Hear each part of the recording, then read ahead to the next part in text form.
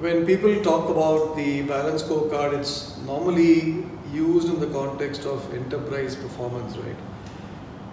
But if you cascade it down, from an enterprise level to the next level, which is the business unit, it becomes even more interesting in the way performance measurement is brought in. And today, I think I'll spend some time to talk about the IT balance scorecard and how you actually look at a support function's performance measures.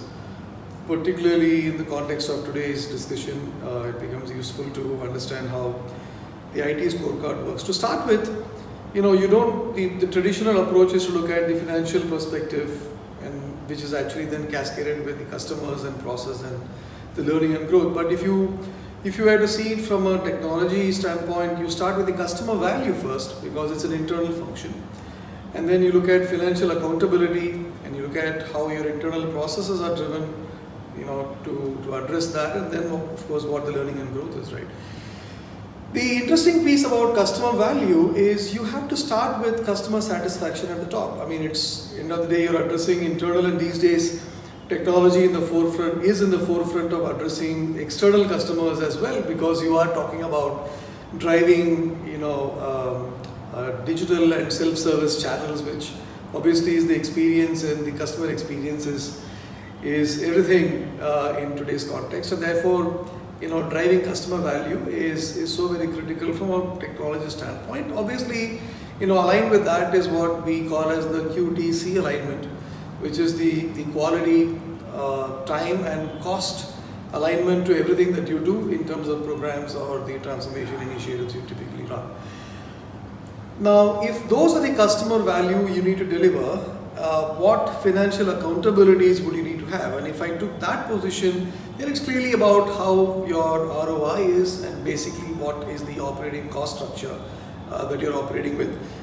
Cost to operating ratio is a very important factor in the banking industry, and technology plays a very significant part of that OPEX, not just in the value, but also in bringing it down, or in other words, making the bank more profitable, more bluntly put, making it more valuable.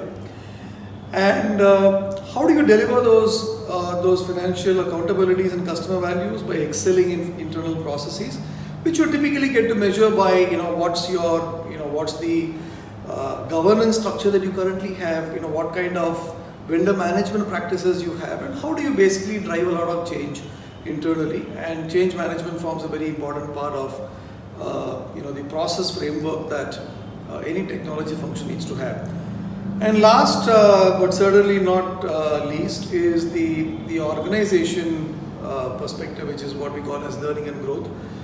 Couldn't be more critical than this is probably the most critical aspect in today's day and age, where keeping yourself and your team up to speed on the skill sets, having the alignment with what's happening out in the industry and being up to speed. In simple words, keeping yourself contemporary is the name of the game. And as they say, it's all about how you actually are having your team deliver. And in the technology function, it's not about what you did yesterday, but how ready you are for tomorrow. Welcome to New Age.